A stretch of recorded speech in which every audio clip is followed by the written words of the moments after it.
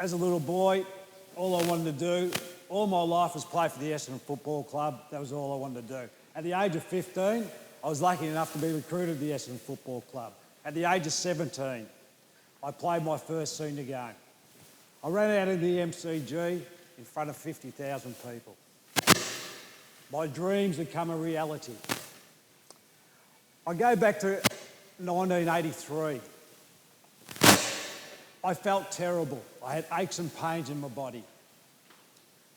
I couldn't play properly. I couldn't train properly. My form was disgraceful. My form was disgraceful. Moving on to the end of 1984, I left Essendon. It broke my heart. I loved the club, but I had to leave. I needed more opportunity to play senior football. I remember the day I left. I came home after training, and at the time, I was born in Essendon. I went to Essendon State School. I played for Essendon Little League. I played for Essendon Under-19s. I played for Essendon Seniors. And in 1984, my dad was the mayor of Essendon. I come home after training and Mum and Dad are having dinner. I walked in, Mum, Dad, I'm leaving Essendon.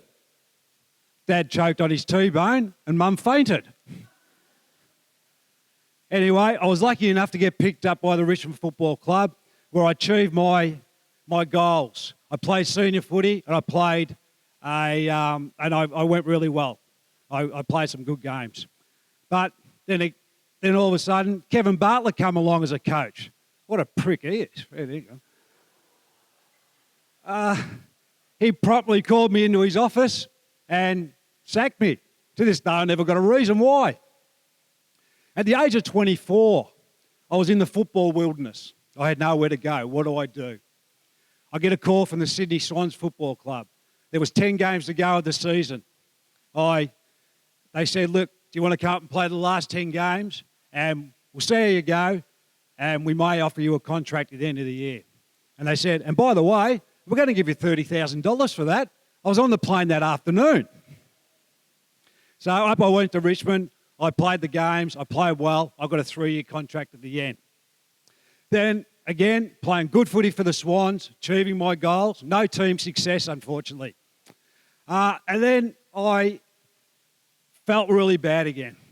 And the strains of football, I just couldn't handle anymore. The pressures, getting abused by the coach, having to perform all the time. And it got to the stage where before a game, let's say we're at the SCG, which was 20 to 30,000 people, my teammates would be warming up for a game. I'd be in the toilets bawling my eyes out. And then, after I did that, I had to get out there and play a game of AFL footy. So you've got the physical side of it, which for me, I was under so much pressure to perform. But then I had the mental side of it. I'd come off the ground, I was completely exhausted mentally and physically. I said, I can't take this anymore. I rang my mother, and that year my father had passed away. And I rang my mother, and I said, Mum, I can't take this anymore, I'm going to retire. She said, that's fine, son. So I said, I'm going to retire. Then I did. But at the time, I didn't retire because I had injuries or anything. I didn't retire because I had undiagnosed depression. So I retired. Then all of a sudden, I had all this time on my hands. And I could go out and do things I didn't do while I was playing. I went out on weekends and I drank. And then the drinking began during the week. That went on to lead on. I'd drink during the week, after work. I was running a small brokerage business, printing brokerage business. And then on the weekends, I started to take cocaine. So I thought, that's all right, I'll take cocaine. I'm doing it socially, it's only on the weekends. But if you take drugs, you take drugs. It's bullshit, it's not social. You can do it on Monday or Tuesday, doesn't matter when you do it, you're taking drugs. So things went really south in Sydney for me. You know, I finished my career, I had 4 properties I invested in. I was starting to dig into all that. I thought, well, I better get out of Sydney. I'll go back to Melbourne and start my life again. Anyway, I go back to Melbourne, but guess what? they've got drugs in Melbourne as well. Funny about that. So I then picked up from where I left off. So I'll just get to and then I was taking my cocaine, then I discovered ice. I'll tell you the story, I was in a pub one day in Port Melbourne, broad daylight, about midday, talking to some scumbag in there. And when you're in my state, I used to muck around, I used to hang around with bikies, strippers, drug dealers. That was my world, and I enjoyed it at the time. My friends, my family, all the good people in my life were over here. I neglected them. And then he said, come out in the back lane with me. Off I went, of course. He pulled out a pipe out of his pocket. He said, here, he put some stuff into it, which I turned out to be ice, methamphetamine. He gave it to me and said, have a go at this? I smoked it. All of a sudden, a minute later, I felt like Superman 10 times over. I wanted to jump through a brick wall. And he said, I'll tell you what I'll do. I'll never forget these words, what he told me. He said, I'll get you up and running. He pulled out a pipe. He gave me a pipe. He gave me a bag of meth. And away I went. I was up and running. I was on the ice. And I said, what about the money? He said, you don't have to pay for that. That's fine. Sure enough, 9 o'clock the next morning. Where's me money, mate? Because drug dealers are your friends when they're giving you drugs, but when you owe them money, they're your enemy. I went and paid him, and while I was there, I bought another bag. My drug habit got out of control, if it wasn't already, and my drinking. I got to the stage where I'll tell you what I had for breakfast. I'd get up in the morning, I'd have four shots of vodka and 4 lines of cocaine to get me going for the day. I had a big corporate job at the time. I get to the office. My first phone call was my drug dealer. I was already high at 9 o'clock in the morning and drunk and smoked cigarettes. I stunk. I was disgusting. Anyway, by late morning, I'm at a pub meeting my drug dealer. From then on, I'd spend the whole day drinking and drugging. And then I'd end up back at my local pub near where I lived. And I'd ring my drug dealer again. He'd come off and drop them off again. And by the way, it was a fairly expensive day. Those things aren't cheap, $300 a pop. Then he'd drop off the drugs. I'd stay at the pub all day. I'd drink till all night, and till it was stumps. And then when it was stumps, I'd go and buy a bottle of vodka. I'd have my Coke in my pocket. I'd go home, and then I'd drink the vodka. I'd drink the Coke. I'd sniff the Coke, snort the Coke. But I'd leave enough vodka and enough Coke for my breakfast in the morning. I'd take sleeping pills to get some sleep. I'd get a few hours sleep, and I'd do the whole thing all over again the next day. And this went on for a long time. My support, friends and family, then all of a sudden one day I was having a bender. I'd had a 2-day bender. I was flat, I was low. I get a phone call from my friend Barry Mitchell, who used to play footy with the Sydney Swans. He said, Wally, that's what they call me, Wally, do you want to go and see a doctor? Because all my friends and family knew what I was doing. I said, I was really flat and I thought, I've had enough of this. Yes, I do. He said, so he took me to a doctor the next day. He took me to Dr. Ben Barassi, Carlton Football Club doctor at the time. Ben just sat down in front of me. He said, would you like to go to rehab? I said, Ben, yes, I've had enough of this. But I had no money. My properties were gone. Everything was gone by this time. I had nothing.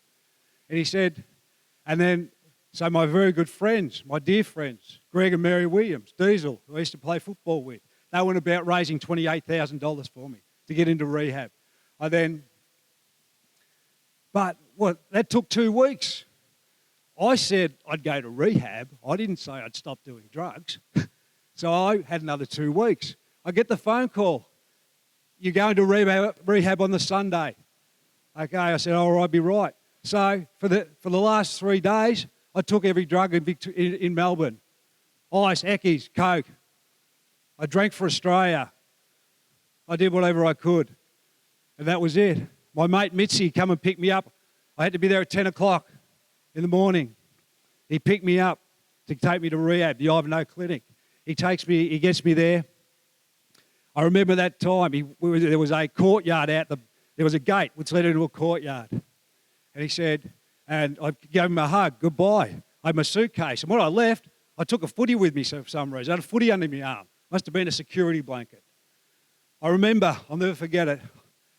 I walked in, I opened this gate, and about 50 people, about the same amount of people that's in this room at the moment, they all turned around and they looked at me all at once. I was devastated. I said, fuck, what have I done to my life? What have I done to my friends and my family? I couldn't believe it. It was terrible. It all hit me all at once. I was a ball of jelly.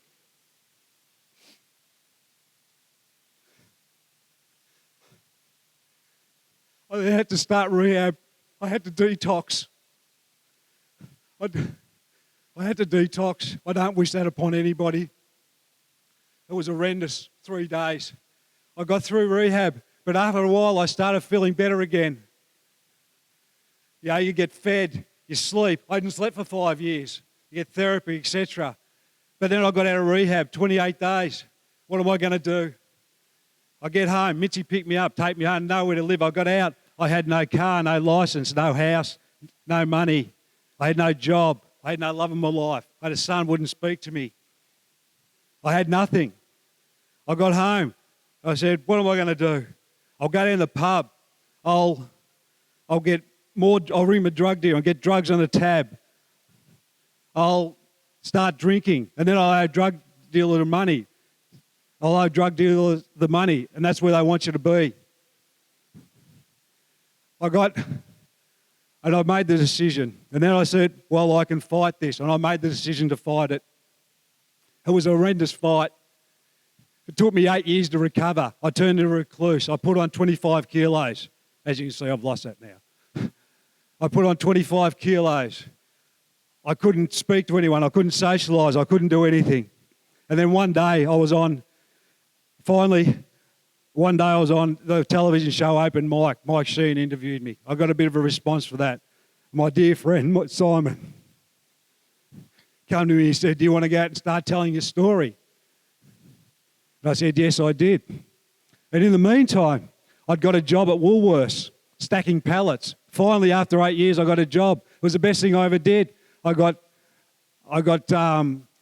somewhere to go, direction, had to be somewhere, shift work. It was 6 days a week. It was terrible, but I did it. I was never late. I never missed a day. It was time to move on with my life again. Okay, so now I have a good ending to my story.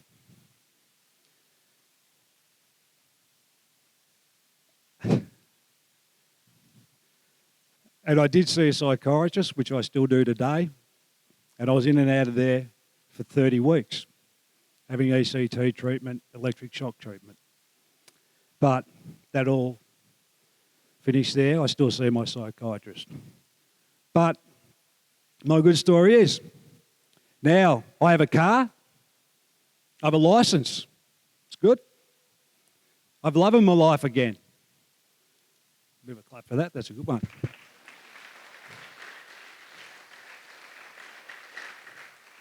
I bought myself an apartment, somewhere to live. I've got a job. This is what I do for a job.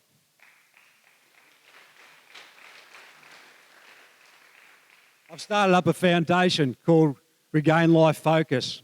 I regain my focus. I'm going to help other people regain theirs. But the biggest thing I'm most dear to, which I still work on every day of my life and will continue to do so for as long as I live, I've now been clean and sober for 12 years and 3 months, 5 days and about 3 hours now.